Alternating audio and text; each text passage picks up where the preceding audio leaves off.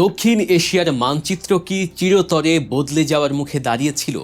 ভারতের একটি গোপন ও ভয়ঙ্কর ব্লুপ্রিন্ট যদি সফল হতো, তবে আজ হয়তো বাংলাদেশের মানচিত্র থেকে একটি আস্ত বিভাগ চিরতরে মুছে যেত।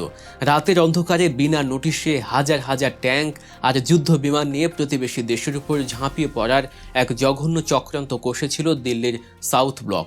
উদ্দেশ্য ছিল বাংলাদেশের প্রায় 1.5 কোটি মানুষকে তাদের বাপ দাদার ভিটেমাটি থেকে চিরতরে উচ্ছেদ করে সেই জায়গা দখল করা। শুনতে কোনো হলিউড থ্রিলার মুভির মতো মনে হলেও এটাই ছিল ভারতের এক গভীর ও অন্ধকার ষড়যন্ত্রের বাস্তব চিত্র।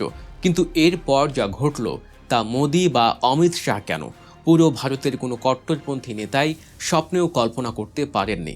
কিভাবে তাসের ঘরের মতো ভেঙে পড়ল ভারতের এই বিশাল সাম্রাজ্যবাদী স্বপ্ন, কিভাবে পাল্টা এক মাস্টার স্ট্রোকে দিল্লির রাতের ঘুম চিরতরে হারাম করে দিল বাংলাদেশ, জানলে আপনার রক্ত হিম হয়ে যাবে। তাই পুরো ভিডিও জুড়ে সাথেই থাকুন। ভূ রাজনীতির অত্যন্ত জটিল দাবার বোর্ডে ভারতের সবচেয়ে বড় আতঙ্কের নাম হলো চিকেন স্নেক বা শিলিগুড়ি করিডর। ভারতের সুবিশাল মূল ভূখণ্ডের সাথে তাদের উত্তর পূর্বাঞ্চলীয় 7টি রাজ্য অর্থাৎ 7 সিস্টার্সের যোগাযোগের একমাত্র স্থলপথ হলো মাত্র 22 কিলোমিটার চওড়া এই অত্যন্ত সরু একটি করিডর। মুরগির গলার মতো দেখতে এই সরু পথটি ঠিক শিওরেই যেন একেবারে ওঁত পেতে বসে আছে ভারতের সবচেয়ে বড় শত্রু চীন। যে কোনো মুহূর্তে যদি সামরিক সংঘাত বাধে এবং চীন যদি ওই মাত্র 22 কিলোমিটারের সরু পথটি নিয়ন্ত্রণ নিয়ে নেয় বা বিচ্ছিন্ন করে দেয়, তবে ভারতের মূল ভূখণ্ড থেকে ওই 7টি বিশাল রাজ্য চোখের পলকে চিরতরে আলাদা হয়ে যাবে। যুগের পর যুগ ধরে এই শিলিগুড়ি করিডর ভারতের নীতি নির্ধারকদের গলার কাঁটা হয়ে আছে। এই আতঙ্ক থেকে বাঁচতে ভারতের কট্টরপন্থী সামরিক ও রাজনৈতিক বিশ্লেষকরা এক ভয়ঙ্কর নীল নকশা আঁকতে শুরু করেন। তারা হিসাব করে দেখলেন, চিকেন স্নেককে যদি সামরিকভাবে নিরাপদ রাখতে হয় এবং এর পরিধি যদি বাড়াতে হয়, তবে তাদের একমাত্র পথ হলো বাংলাদেশের উত্তরাঞ্চলের একটি অত্যন্ত গুরুত্বপূর্ণ অংশ, বিশেষ করে রংপুর বিভাগটি যে কোনো মূল্যে দখল করে নেয়া।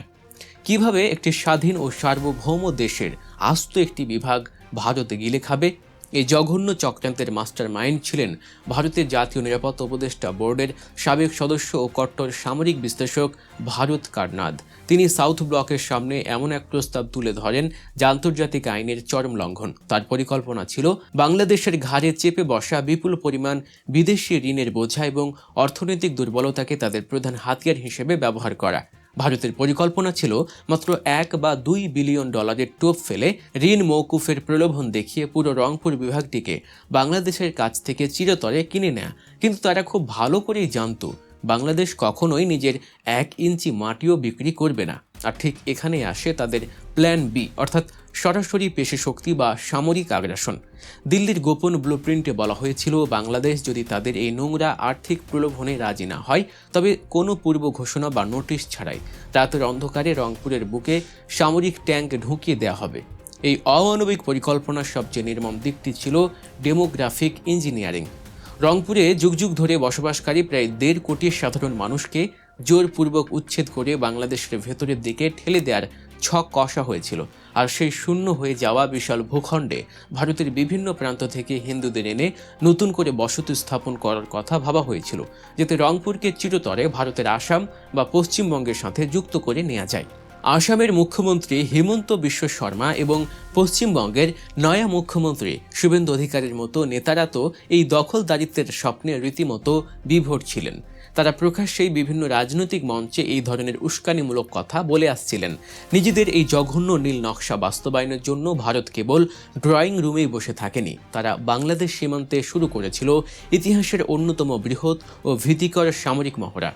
স্বাধীন বাংলাদেশের সীমানার একেবারে গা ঘেঁষে রাফাইল যুদ্ধ বিমান থেকে শুরু করে শত শত সামরিক ট্যাঙ্ক এবং হাজার হাজার সৈন্য জড়ো করে তারা তিস্তা প্রহর নামের এক আগ্রাসী সামরিক মহড়া চালায়। তাদের উদ্দেশ্য ছিল চরম মনস্তাত্ত্বিক চাপ সৃষ্টি করা। তারা আকাশপথে অত্যাধুনিক ড্রোন উড়িয়ে এবং সীমান্তে কাঁটাতারের একেবারে কাছে ভারী অস্ত্রের মহড়া দেখিয়ে ঢাকাকে এক চরম ভয়ের রাজত্বে বন্দী করে রাখতে চেয়েছিল।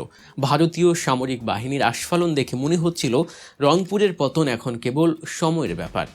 কিন্তু রাজনীতির মাঠে সময় সব সময় এক থাকে না। 2026 সালের পরিবর্তিত রাজনৈতিক প্রেক্ষাপটে বাংলাদেশের ক্ষমতার এক ঐতিহাসিক পট পরিবর্তন ঘটে। রাষ্ট্র পরিচালনার গুরু দায়িত্ব এসে পড়ে নতুন সরকারের, বিশেষ করে প্রধানমন্ত্রী তারেক রহমানের শক্ত কাঁধে। আর ওখান থেকে শুরু হয় মোদি প্রশাসনের পতনের গল্প। আর এখান থেকেই শুরু হয় মোদি প্রশাসনের চরম পতনের গল্প। ক্ষমতায় বসার পর থেকেই তারেক রহমান বিশ্ববাসীকে অত্যন্ত কড়া ভাষায় বুঝিয়ে দেন যে এই নতুন বাংলাদেশ আর কারো রক্তচক্ষুকে বিন্দুমাত্র পরোয়া করে না। তিনি খুব ভালো করেই জানতেন ভারতের সবচেয়ে বড় দুর্বলতা ঠিক কোথায় লুকিয়ে আছে। দাবার বোর্ডে তিনি এমন এক চাল চাললেন যা দেখে সাউথ ব্লকের কর্তাদের মাথা ঘুরে যায়। প্রধানমন্ত্রী তারেক রহমান আন্তর্জাতিক বিশ্বমঞ্চে দাঁড়িয়ে ভারতকে অত্যন্ত কড়া ও দ্ব্যর্থহীন ভাষায় সতর্ক করে দেন। তিনি স্পষ্ট জানিয়ে দেন যে ভারতের 7 সিস্টার্স ভৌগোলিকভাবে চারপাশ থেকে প্রায় অবরুদ্ধ। এই 7টি বিশাল রাজ্যকে অর্থনৈতিকভাবে টিকে রাখার একমাত্র লাইফলাইন হল বাংলাদেশের ট্রানজিট সুবিধা এবং সমুদ্র বন্দর। ভারত যদি শিলিগুড়ি করিডর চওড়া করার অজুহাতে রংপুরের দিকে 1 ইঞ্চি অগ্রসর হয় বা কোনো ধরনের সামরিক দুঃসাহস দেখায়, তবে বাংলাদেশ সাথে সাথে ভারতের সমস্ত ট্রানজিট সুবিধা এবং চট্টগ্রাম ও মংলা সমুদ্র বন্দরের ব্যবহার চিরতরের জন্য বন্ধ করে দেবে। এই একটি মাত্র ঘোষণাতে ভারতের সমস্ত হিসাব নিকাশ উল্টে যায়। ট্রানজিট বন্ধ হলে আসাম সহ পুরো 7 সিস্টার্সের কোটি কোটি মানুষ খাবার, ওষুধ এবং নিত্য প্রয়োজনীয় জিনিসপত্রের অভাবে অবর্ণনীয় কষ্টে পড়বে।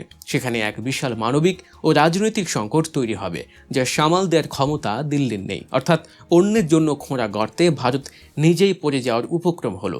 কিন্তু তারেক রহমানের চমক এখানে শেষ হয়নি। কূটনীতির পাশাপাশি সামরিক দিক থেকেও তিনি এক অভাবনীয় পাল্টা প্রস্তুতি গ্রহণ করেন। ভারত যখন রাফায়েল আর ট্যাঙ্ক নিয়ে সীমান্তে দাদাগিরি দেখাচ্ছিল, তখন বাংলাদেশ, তুরস্ক এবং পাকিস্তানের সাথে অত্যন্ত গোপনীয়, দ্রুত এবং শক্তিশালী এক ত্রিপক্ষীয় সামরিক চুক্তিতে আবদ্ধ হয়। এই অভাবনীয় চুক্তির আওতায় অত্যাধুনিক F-17 যুদ্ধবিমান এবং বর্তমান বিশ্বের যুদ্ধক্ষেত্রের তাস সৃষ্টিকারী তুরস্কের বিশ্ববিখ্যাত অত্যাধুনিক ড্রোনগুলো বাংলাদেশের আকাশ প্রতিরক্ষায় যুক্ত হতে থাকে। আর এই পুরো পাল্টা আক্রমণের সবচেয়ে বড় মাস্টার স্ট্রোকটি ছিল একটি পরিত্যক্ত বিমান ঘাঁটি। শিলিগুড়ি করিডর থেকে মাত্র 135 কিলোমিটার দূরে অবস্থিত বাংলাদেশের লালমনিরহাটের দ্বিতীয় বিশ্বযুদ্ধের সময়কার দীর্ঘদিনের পড়ে থাকা একটি বিমান ঘাঁটিকে রাতারাতি সামরিকভাবে সম্পূর্ণ প্রস্তুত করা হয়।